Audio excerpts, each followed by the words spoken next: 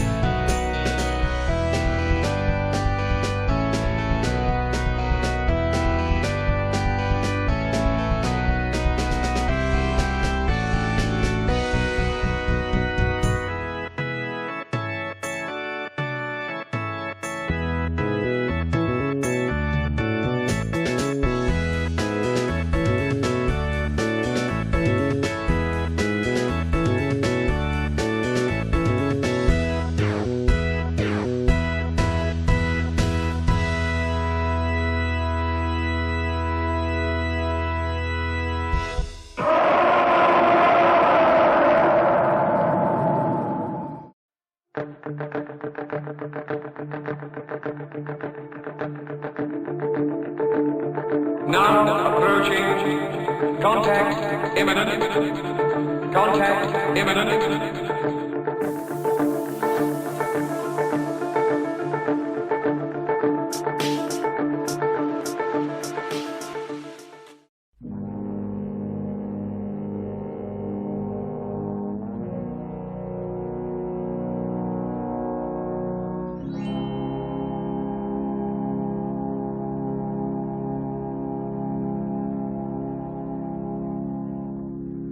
I will not make any deals with you. I've resigned. I will not be pushed, filed, stamped, indexed, briefed, debriefed, or numbered. My life is my own.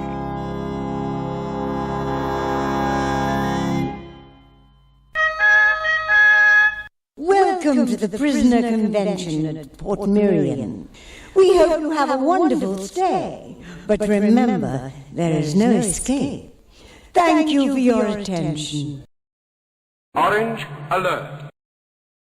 Orange alert.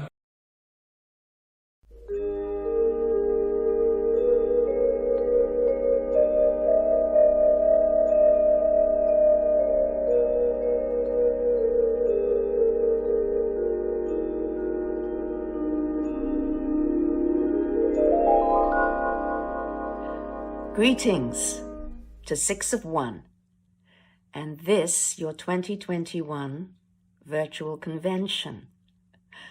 Alas, this is the second year that you've had to forego that beautiful ritual of spending a weekend in the spring at that special place, our village, Port Merion.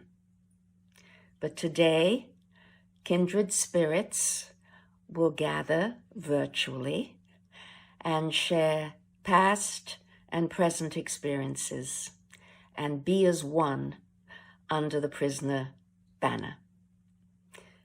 Collectively, I know that this past year has been extraordinary, and for some of you, probably the worst year of your life.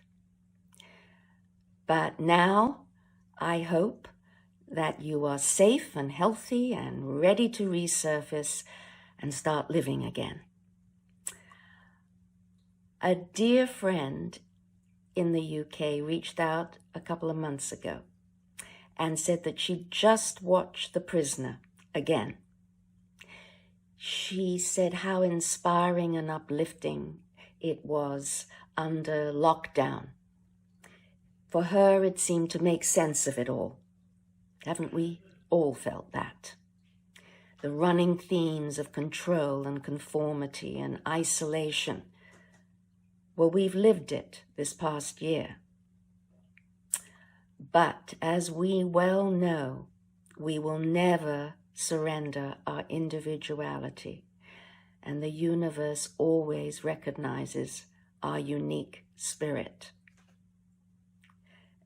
Speaking about spirit, I have such fond memories of when you hosted my visit to Port Miriam in 2014.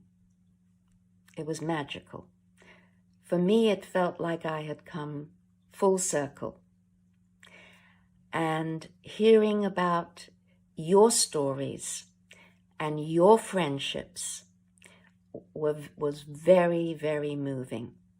I've now made some lifelong friends, so I thank you for that. So today I join you in spirit. I send all good wishes. Next year you will be back at the village, I promise. So have a wonderful weekend. God bless. And be seeing you.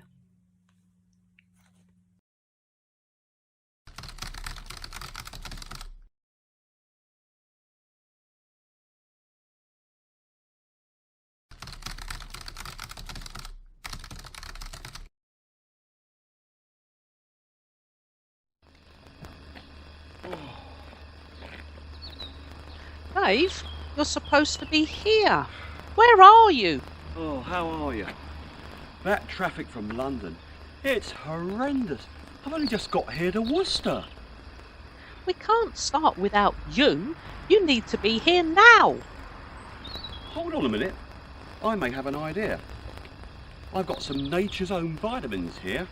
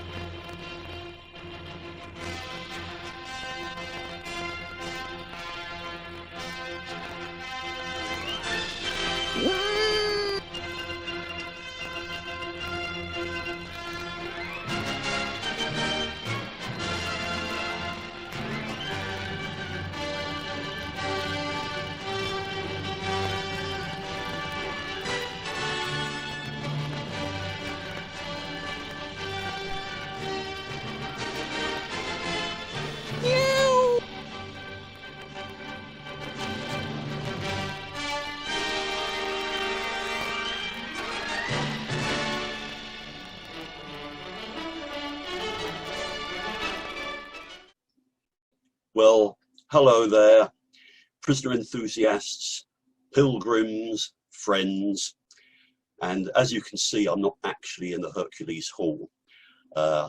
Like you, I'm missing being there in the village now for the second year.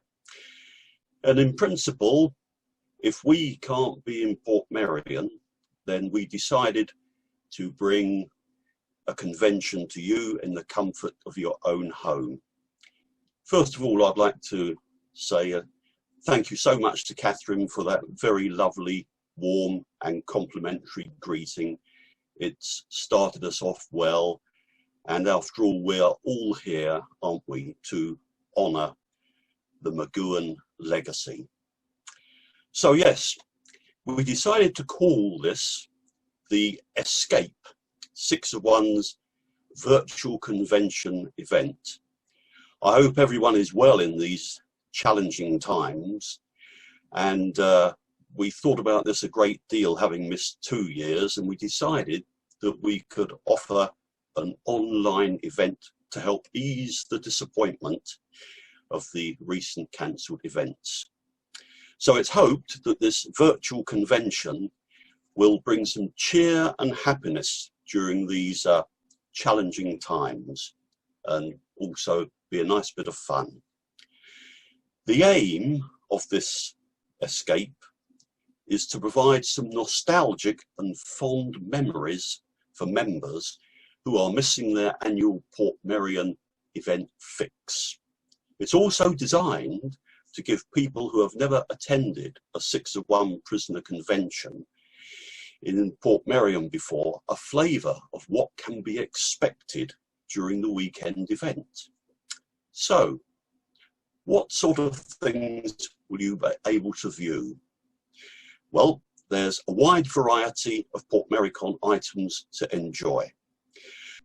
So yes, we will also be showing a very nice message that we have received from Norma West, the girl in Dance of the Dead, of course, who currently lives in Spain. So let me tell you about some of the things that we've got to look forward to. First of all, there'll be 2 excellent documentary films, guest-packed interviews from the past conventions, ranging from 2003 to 2019. Part 1 will be screened today, with Part 2 tomorrow. The films include excerpts from interviews, the highlights with Alexis Canner, Michael Billington, Jane Merrow, Earl Cameron, Rachel Herbert, Justine Lord, Tony Sloman, Bettine LeBeau, Catherine McGoohan herself, of course, the inimitable Darren Nesbitt, Denise Buckley, Christopher Benjamin, and that lovely man, Eric Mivel. Now, as part of this, I've put a number of what I call mini brain bashes together. And these will run at various times over the weekend.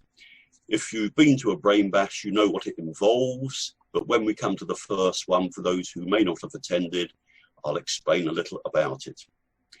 At the end of most of the sessions, I've put down a number of what I call points to ponder for you to think about, because this is intended to be a 2-way process. At the end of the weekend, you know, you'll be going your way, I'll be going mine, but the points to ponder really mean that you'll be able to think about what I've posed and to respond with your views as well via a dedicated email address, and all printable responses will be posted on the 6 of 1 website after the event is over. We're also going to show videos from various years of outside reenactments, such as the election parade from Free for All, the chess game, of course, from Checkmate, the village touring theatre. I'm apparently going to do one of the village tours, and numerous pop-up items that often occur. There are some very exciting and exclusive contributions by Tim Beddoes, the managing director at Network Distributing, of course, who do Danger Man and The Prisoner itself. Nicholas Briggs, that's Big Finish executive producer, and an exclusive video from Wandering Planet Toys. On Sunday, we have a live presentation from Malcolm Nance. You may have seen his in the past. Quite interesting, riveting stuff, very popular. He's an American author and media commentator on terrorism, intelligence, insurgency, and torture. Malcolm is presenting a study of escape methodologies used by Number 6 across the series. We will also have excerpts from Festival number 6 events and our involvement in that over the years. And up to date, there's a video which has just been filmed with Myrick Jones, Portmeirion's location manager, which reflects on village life during the last 12 months. A special treat is the premiere screening of a new film made by member Richard Cartwright that focuses on the life of Sir Clough Williams-Ellis's military years between 1914 and 18, World War I. These are a flavour of items to be screened over the weekend, and there are many other member contributions, such as slideshows and video presentations to enjoy. So settle back. Now, in conversations, it was suggested to me that it might be an idea if I told you about how the society began, because we kind of take it for granted it's already be there, but how did it spring into life? So I'm going to tell you about this and how it happened. Back to the beginning. Well, in 1966, I was on holiday in Portmaddock, and I opened the paper one day and there was a picture of Patrick McGoohan, and it said he was making his latest TV series in Portmeirion. And I thought, well, that's only a mile or so away. I'll go over and I'll have a look. It was a lovely day, as September 66 was, very, very settled. And so I popped over and I walked in, and where the Portmeirion second shop is on the right, I espied a rather strange device. It looked kind of like the Michelin Man on steroids, if you know what I mean. That apparently was the first rover that, of course, failed. So I walked past and walked down into Battery Square, and there ahead of me, and you'll see this on the photograph, I saw a gathering of monks on the piazza. And I think I was there on the day when they finished Checkmate, because the chessboard was still down and they were still working on that, and the monks were being gathered there. So that was on the cusp of one to the other. I saw George Koularis, I saw Ronald Rad. Angelo Muscat was down on the stands with his hand deep into the sand, and someone said, oh, I think he's fishing for dabs. Patrick was there, of course, walking around, but you know, filmmaking is a very slow business, so silly me. I only stayed for an hour or so, so I've got those photographs that you can look and you can see, and I thought, well, I'll look forward to this series when it comes on TV. It looks quite intriguing. So a year later, on it came.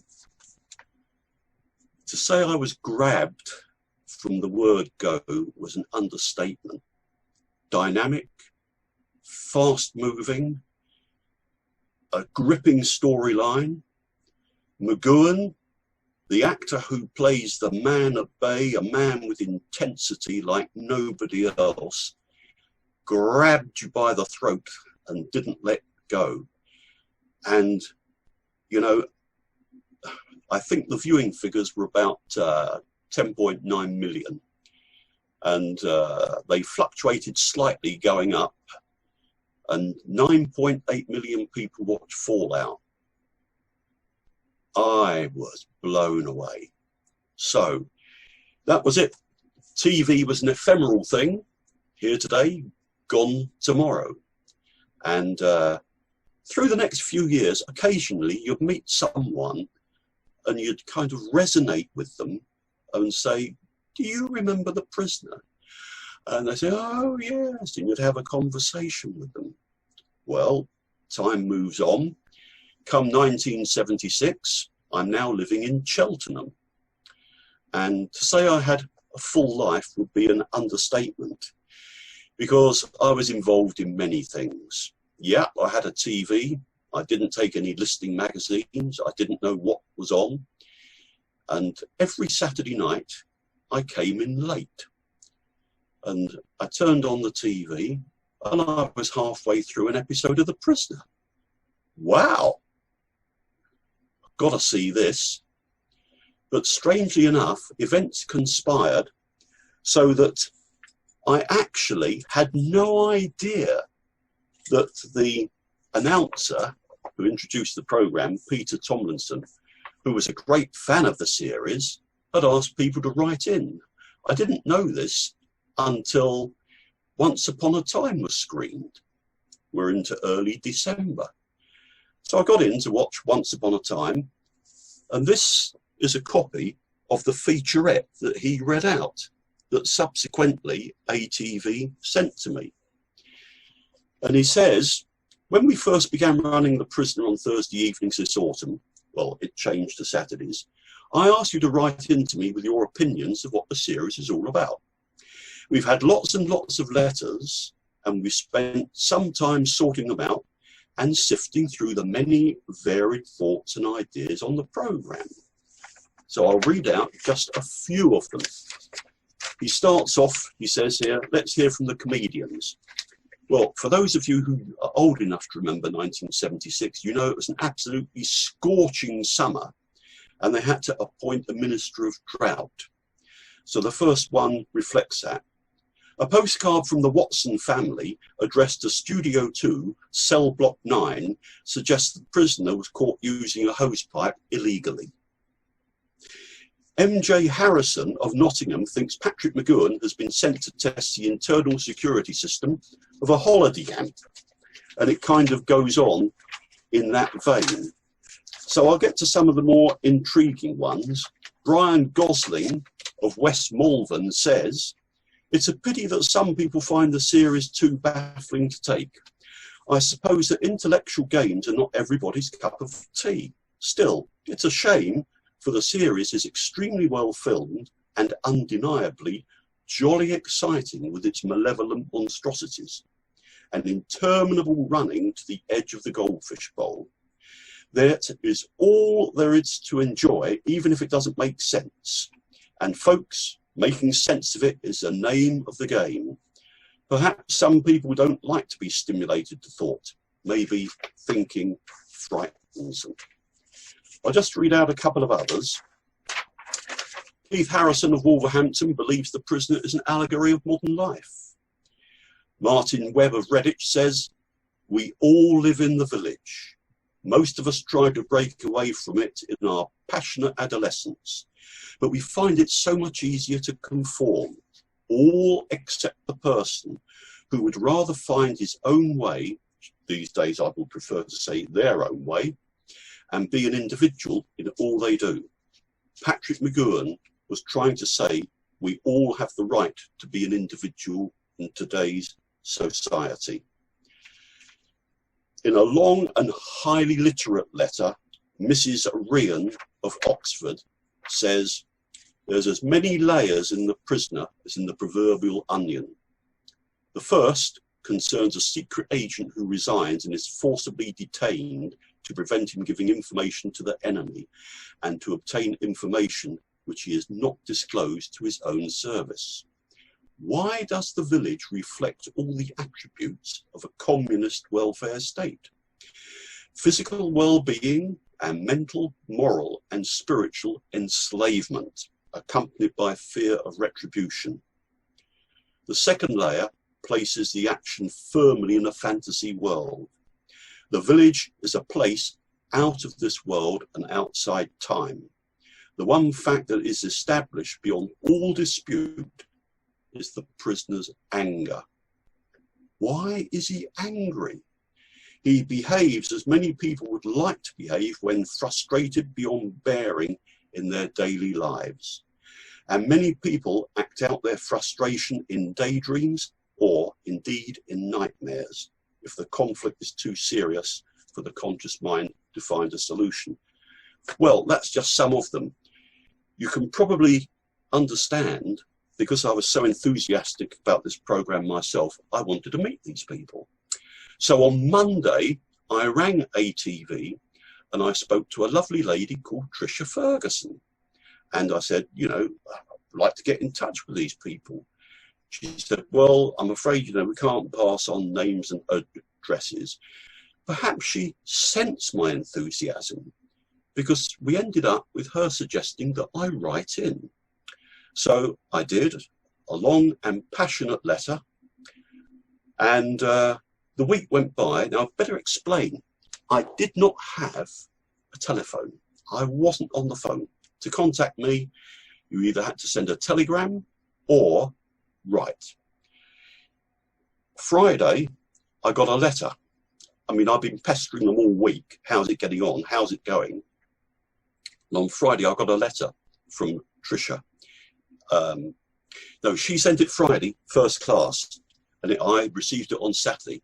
David, ring me at home urgently. This is my number. So I rang her and she said, I've arranged for your details to go out tonight after the last episode. Wow! Wow! Would it happen? A dream! Magic. I wanted to meet those half a dozen people in a pub somewhere. So I sat down to watch Fallout, 11th of December 1976, 11:30 at night. Sure enough, 12:30, the credits rolled. Up came a caption with my name and my address. And the voiceover said something like, if you would like to know more, contact this person. Well, all I can say is it's a good job I wasn't on the telephone. I went to bed, absolutely chuffed, of course. And I turned out the lights, was trying to get to sleep. By 2 o'clock in the morning, house in total darkness, and there was a knock at the door. I went downstairs, opened it, and there were 4 tall chaps. Are you Dave Barrie? Yes. We saw your details. We've just driven down from Sutton Coldfield. Oh, right, you better come in. So they came in and I made them all coffee and they were just so excited. Half an hour later, 2 more people arrived from Oxford. Well, we were there for 2, maybe 3 hours, I guess, before they all toddled off. I had to be out all day Sunday, and when I got home, there were about 10 letters stuffed through my letterbox. Now, Monday, of course, was very quiet, but in the same town, there was a bookshop called Barrie's Bookshop that was spelt the same way, B-A-R-R-I-E. All I can think is their phone was red hot all day. Tuesday, the letters started arriving. And I stood there and I watched the letterbox with all these letters just coming through, pack after pack after pack. And the following day, after 2 days, I had 170. At the end of the week, I had 300 and odd, and the numbers just kept going up. Fast forwarding, by January, the early part of January, I'd received 700 letters. What was I going to do? Look, put yourself in my shoes. You've got a busy life. You're employed. You're in the wine trade. Christmas is a very, very busy time. It's the busiest time of the year. You're working flat out. You know, I've got a lot of things in my life. Well, if it went out on the 12th, by the 16th, I've got a letter together here, not the end, but the beginning, the Prisoner Appreciation Society. And I talk about how I followed with great interest the prisoner. I'm talking about how people arrived on my doorstep. And then I go on to say, look, here's a great opportunity. Bear with me till I can get organised. I think that with all this enthusiasm, all this interest, you know, there's a prisoner appreciation society, not a Patrick McGoohan fan club, but a prisoner appreciation society. Now, I can't quite remember the exact sequence, but I suspect it may have been before this arrived that I had a knock on the door. Well, I wasn't actually there. I had a note put through the door from Roger Goodman. Roger had just moved from Hereford to Cheltenham, and he deliberately wanted a gap in his life, so he wasn't planning to go to work. So he put a note through my door. I then went round and put a note through his door. Anyway, we met, and I remember he walked into 39 Union Street, saw all these piles of letters, and he thought, and he said to me, "You're so well organised." I said, "Yes, they're the letters that arrived yesterday. They're the letters that arrived the day before. They're the letters," and so on. You see, we're all different types, aren't we? Different personality types. I'm not a methodical person. I'm not an organised one. Fortunately, Roger was. A third person who came on the scene very early was a lady who lived in Cheltenham, who for various reasons, also did not work. Judy Adamson. And I've got to say that without them, I don't know what would have happened, because they sprang into action, and the prisoner and trying to get the society organised became their life. I went away at Christmas while they were still sorting out the mail and kind of getting the society organised. And I came back to find a letter from the Gloucestershire Echo. And I'll read it out to you. "Dear Mr. Barrie, we've heard about your plans for a prisoner appreciation society from a member of our staff who is interested in it. If you have no objection, I should like to do a short feature for the Chronicle about you and your society. I called at your house several times over the Christmas period, but there was nobody in, then asking me to give him a ring, which of course I did. And well, in the meantime,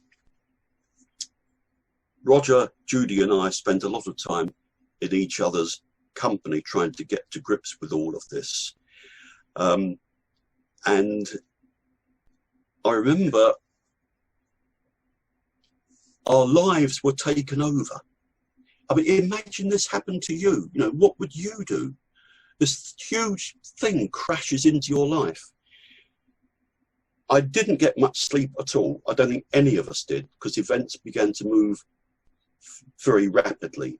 On the 6th of January, Roger and I were sat outside his flat in London Road in my car, talking about it and thinking, you know, what are we going to call it? Prisoner Appreciation Society? Well, we'll be confused with Wormwood Scrubs. So we bandied it about, and somehow the name 6 of 1 emerged, which we thought had a lovely ambiguous ring to it.